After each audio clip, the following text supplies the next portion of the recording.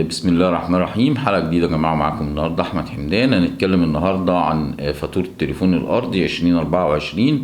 المصرية للاتصالات يا جماعة زودت فاتورة التليفون الأرضي من بداية 2024 أو يناير 2024. طيب الزيادة دي هتكون قد إيه؟ طب أنا بدفع شهري، أنا بدفع ربع سنوي، اغلبنا ربع سنوي. طبعا الزياده دي هتكون قد ايه؟ هدفع ازاي؟ الوضع ايه؟ كل ده هنعرفه في حلقه النهارده. لو يهمك الموضوع ده خليك معايا.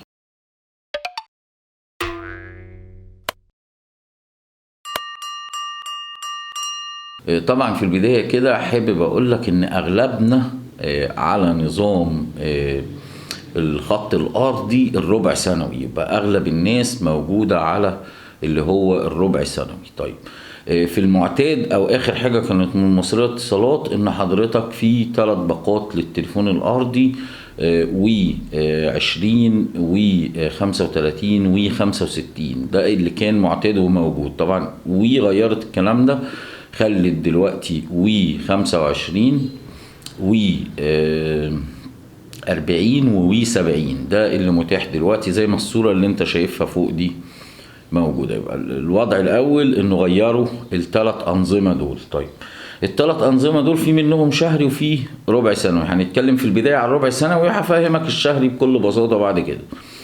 طيب انا دلوقتي كنت بدفع 3 شهور، دلوقتي اغلبنا برضو على نظام وي ارضي او جايب الخط الارضي عشان تليفون، يعني عشان الانترنت مش عشان التليفون يعني. فالاغلبيه العظمى على وي 25، او اللي كان وي 20 بقى دلوقتي وي 25. خلاص. طيب اللي كان وي 35 بقى دلوقتي اسمه وي ارضي 40، واللي كان وي 65 ارضي دلوقتي بقى اسمه وي 70 ارضي. طيب ان احنا كنا الاول بندفع الاشتراك لل3 شهور او كده، كنا بندفع 60 جنيه وحوالي 8 جنيه ضريبة، يبقى 68 جنيه. ده اللي كان معتاد يعني. وفي 8 جنيه ضريبة تانية بتكون ضريبة سنوية للخط كله. طبعا دلوقتي بالنسبة بقى للناس الربع سنوي او الفاتورة الربع سنوية وي ارضي 25، اغلبنا هيدفع الفاتورة بتاعته هتكون في حدود مثلا 87 جنيه 86 جنيه. ده المعتاد. الشهر ده عشان احنا في شهر واحد في ضريبة سنوية بتدفع 8 جنيه يا جماعة للسنة كلها. فحضرتك هتدفع الفاتورة دي بتاعت شهر واحد بس، بالذات دايما هي اللي هتكون كده، هيكون عليها مضاف عليها 8 جنيه. فهتلاقي انت لو رحت تدفع دلوقتي الفاتورة بتاعتك هتلاقي مطلوب منك في حدود 95 جنيه. يبقى كل الناس هتدفع دلوقتي 95 جنيه، بدل قبل كده ما كنا بندفع 70 والضريبة 8 كانت هتبقى 78 جنيه.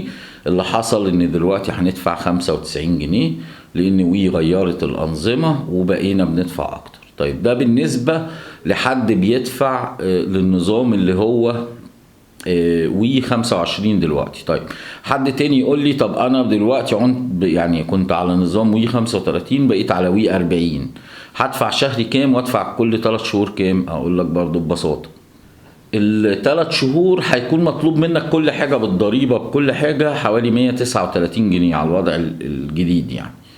تمام. انت لو حسبتها 3 أربعينات اللي هو الوي 40، يعني مطلوب منك رصيد 40 في الشهر، ف3 في 40 تقريبا ب 120 جنيه، وترجع بقى تضيف الضرايب وكده هتلاقيها واصله 139 جنيه.